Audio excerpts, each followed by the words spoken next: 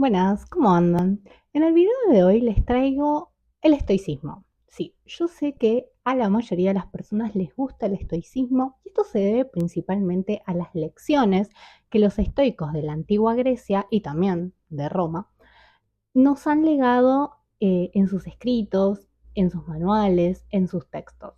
Por eso en este video vamos a adentrarnos específicamente y de manera muy breve a definir qué es el estoicismo, quién lo creó, cuándo nació, a qué tipo de filosofía propone y también vamos a hablar y nos vamos a centrar principalmente en 5 lecciones que el estoicismo nos ha legado.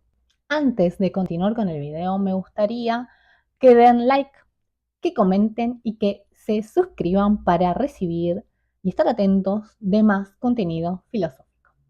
El estoicismo nace en Grecia, en la ciudad de Atenas, hacia el año 300 a.C. Hay que recordar, y si no lo saben, se los recuerdo, que en este momento e incluso décadas antes, Grecia era un punto de desarrollo cultural. Entonces, en ese sentido, hubo una proliferación de escuelas y también de filósofos y pensadores y literatos incluso. El fundador del estoicismo fue Zenón de Sitio, un comerciante de origen fenicio proveniente de la ciudad de Sitio, que es lo que actualmente se conoce como Chipre. El nombre de estoicismo proviene del lugar en donde estos pensadores se juntaban, valga la redundancia, a pensar, que se trataba de un pórtico pintado y se caracterizaba porque estaba abierto a todo el público, es decir, cualquiera podía acercarse a ese lugar y escuchar las lecciones que Zenón tenía para contar a sus estudiantes. Podemos decir a grandes rasgos y en esencia que el estoicismo se trataba de una actitud o una forma de vida. Es decir, se caracterizaba por ser eminentemente práctica. Y esto no significa que no tenía teoría. De hecho, el estoicismo se caracteriza también por reunir tres de las grandes disciplinas de la filosofía, es decir, la lógica, la física y la ética también.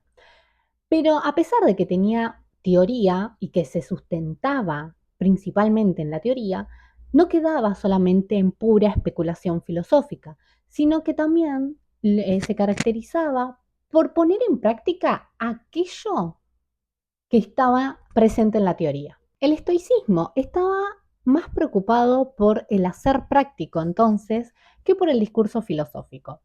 Obviamente, el discurso filosófico representaba un punto de partida para la reflexión filosófica, para pensar qué es lo que nos está pasando o cuáles son nuestras dolencias en tantos seres humanos, pero eso no podía estar separado de la acción, porque lo que le interesaba a los estoicos era transformar la vida de las personas.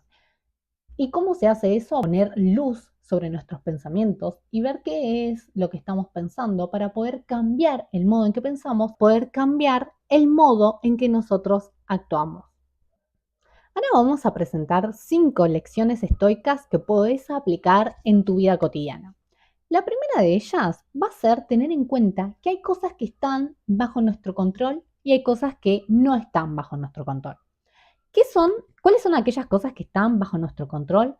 Nuestros juicios, nuestros deseos y nuestros impulsos. Esto claramente es del orden más de lo mental, es más del orden de lo interior. Todo aquello que no sean estas tres cosas que dijimos, juicios, deseos e impulsos, están fuera de nuestro control y por lo tanto no lo podemos controlar. Lo que podemos controlar es nuestra interioridad, más no la exterioridad en rasgos generales. Y esto lo podemos ver también en nuestra vida diaria, ¿no? Porque a veces nosotros deseamos ciertas cosas, ¿no? Establecemos medios para lograr tales fines, pero esos fines tal vez no son suficientes. Ahora bien, lo que se encuentra por fuera de eso, que es todo lo otro que rodea las otras variables externas, no está en nuestro control. Entonces, si no está en nuestro control, no hay mucho que podamos hacer. Estamos más que nada a la deriva de los planes de la naturaleza y eso lo vamos a entender más adelante. Entonces, los estoicos van a decir que la infelicidad está en creer que podemos controlarlo todo, o mejor dicho, que podemos controlar aquellas cosas que en realidad no podemos controlar.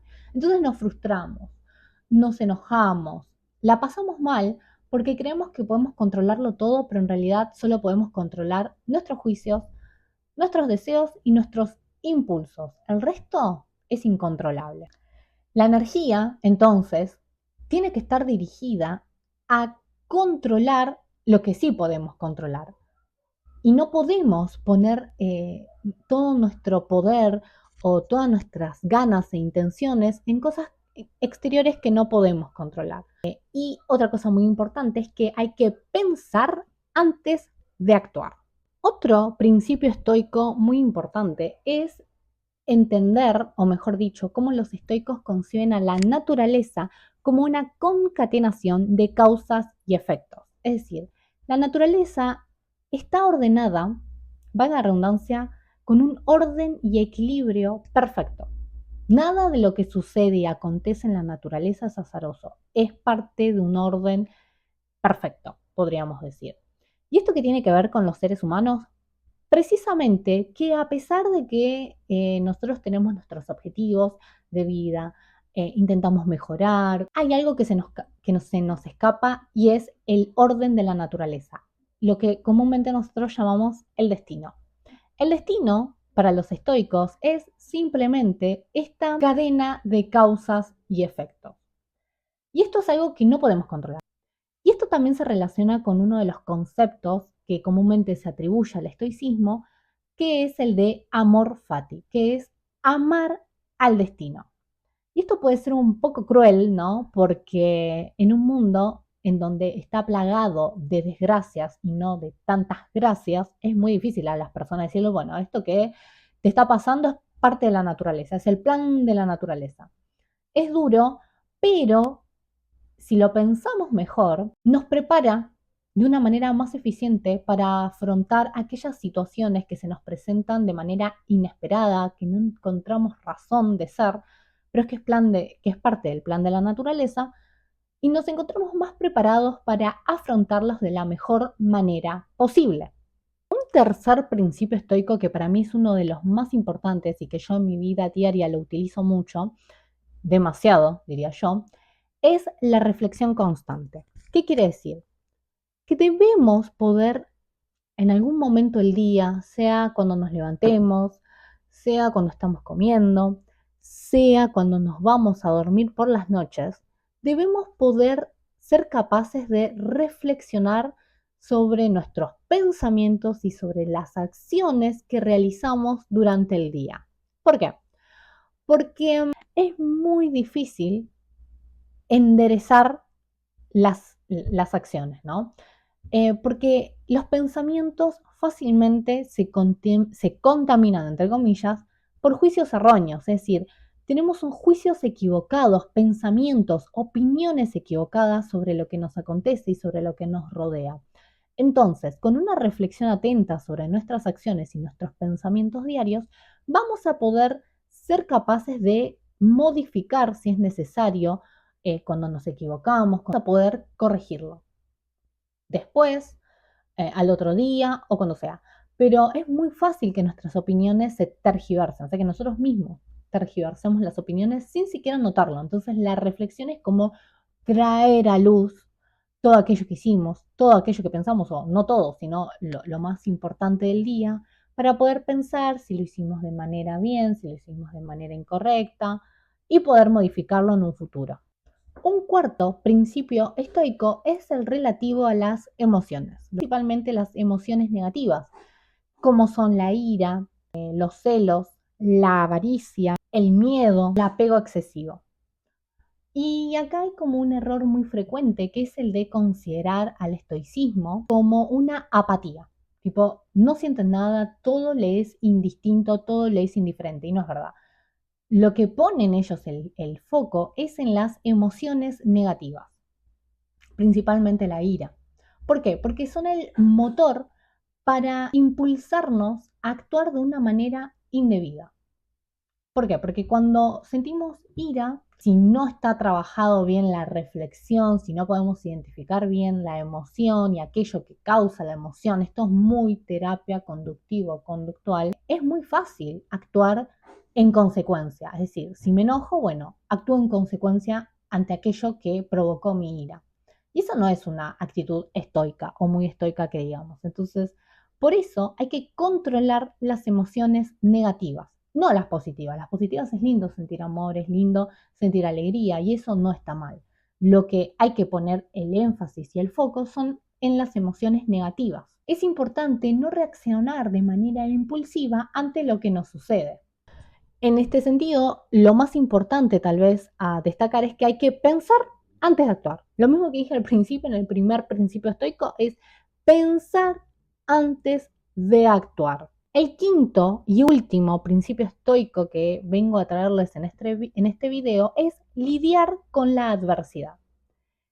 Y esto se relaciona con el punto número 2, dije 3, pero es 2, sobre la concatenación de las causas y efectos, el amor fati, el destino. Ante las adversidades que la vida nos presenta, que pueden ser varias y que algunos pueden tomar como adversidades una cosa y otros otra, debemos ver en esos eventos adversos, en esas dificultades, en esas piedras, en esos tropiezos que nos encontramos en el camino de la vida, un momento de aprendizaje y desarrollo personal. O sea, no nos tenemos que centrar en lo malo que nos sucedió y estancarnos ahí, sino que tenemos que avanzar, tenemos que mejorar, tenemos que redoblar la apuesta a la vida y decir, mira, ante esto que nos sucedió o que me sucedió, yo puedo salir, me va a costar.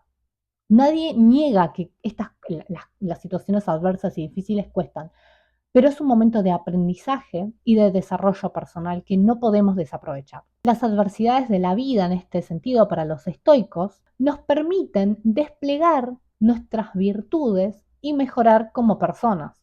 También podemos, ¿no? Esto que decía yo, de prepararnos ante la desgracia, es decir, y esto yo lo hago un montón. Yo siempre pienso lo peor, la peor situación posible. ¿Por qué? Porque ya me estoy preparando mentalmente para la adversidad.